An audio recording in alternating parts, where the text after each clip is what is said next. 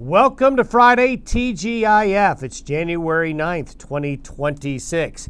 When you or a loved one has suffered serious harm, look to Wyoming's board-certified truck accident lawyer, Grant Lawson, leading the charge for accountability and fighting for safer roads. Don't settle for anything less.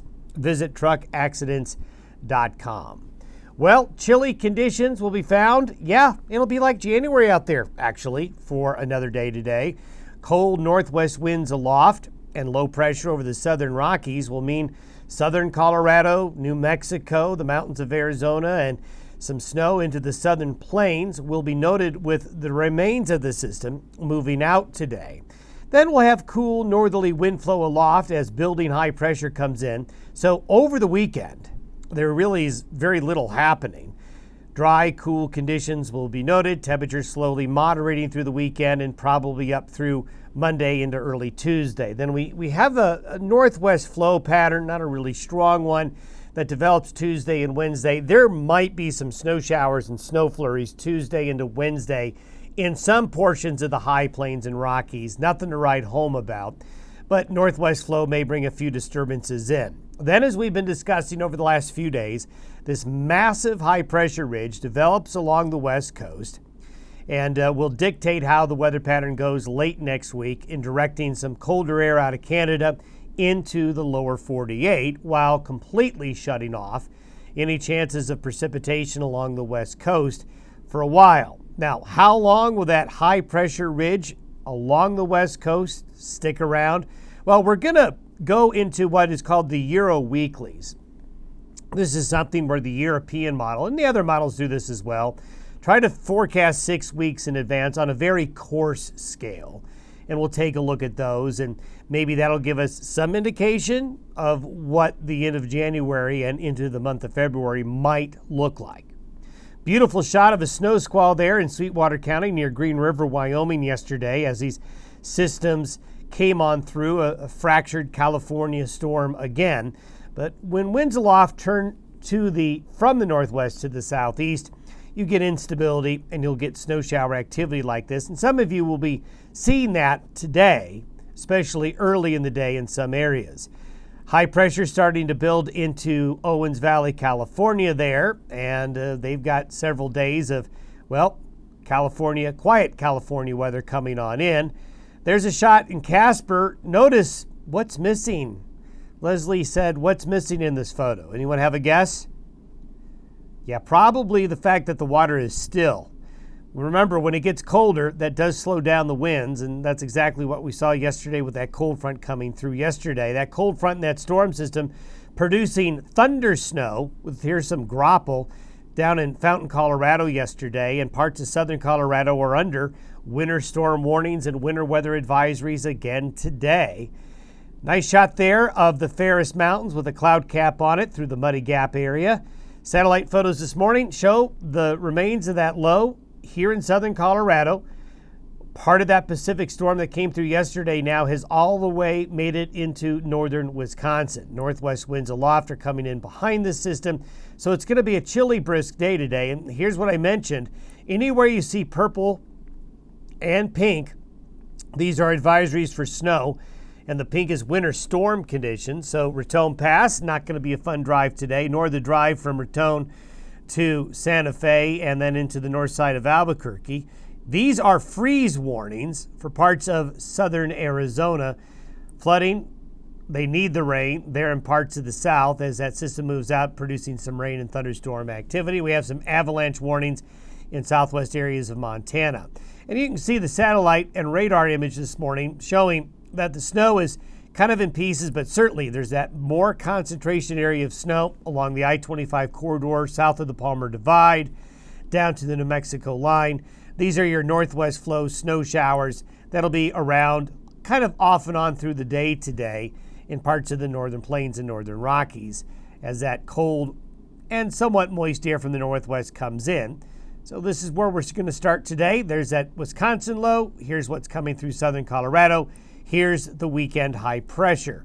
Temperatures will be chilly today. Look at these temperature anomalies down in the deep south of Arizona and New Mexico, even into Las Vegas, even into San Diego. Going to be a colder, more January-like day. Then as we get into the weekend, you know what it means when the flow becomes westerly. When the flow becomes westerly, that brings Pacific air in, which means pretty mild air, relatively speaking. Any Canadian air goes into the Great Lakes and parts of the Northeast again, like it's done all winter. And we're going to also see down into the deep south a pretty good shot of colder temperatures move in late this weekend and early next week. But the West, California is not going to see any weather, and the weather gets very quiet. So there's Sunday. By Tuesday, notice that high starts to make its westward trend. Northwest flow right here, Tuesday into Wednesday, could bring a little bit of weather. Again, this is not much, but we may see a little bit of snow shower activity on the axis underneath the northwest flow out into the plains and parts of the northern Rockies. Again, this is minor, but there may be a little bit of weather with that northwest flow and some cool conditions Tuesday into Wednesday. Then there's that big amplification of the high northwest of Seattle there, causing the jet stream to just buckle, shoot up towards Alaska, then take a deep dive into the central and eastern areas of the United States. For the Rockies and the western high plains, if you notice the colors here, notice how if you were to draw the continental divide, so this is just a glancing blow. This is where it gets hard for the cold air to come over the divide. Some of it will. And there's still time for some wiggle of this high, but the high pressure axis right here needs to be further west for this colder air to come further west. If it goes any further east, well, all the cold gets directed in the Great Lakes in the Northeast. But it does look like late next week, a glancing blow of colder Canadian air will come into the Rockies and high plains. Question is, what happens after that? Now we're going to delve into what we call the European weeklies. Now I show you these 500 millibar maps, and the colors represent basically temperature. So where you see blue, cold, where you see the brighter colors, warm, where the colors are packed together with these black lines, that's where the winds aloft are stronger or where the jet stream may reside and where you have more weather. What's most important is that where we see the ridges and the troughs form, the highs and the lows. And the next maps I'm going to show you, the highs are going to be represented by the brighter red or orange colors. The low pressure systems will be represented by the blue and the white colors. So if we look at where we're going to be on the 17th, so this is going to be by next Saturday, the pattern, I'm going to go step week by week by week for the rest of January into February here. So wherever you see the red here, you're going to have a high. Wherever you're going to see a low, you're going to have the blue, you're going to have a low. Think warm red, colder blue. And where this high pressure axis wants to be and where the low pressure troughs want to be will dictate what happens with the weather, with temperature and precipitation. So let's just step you through here the next several weeks. Now keep in mind, this is a 6-week forecast. Take it with a grain of salt, as you should.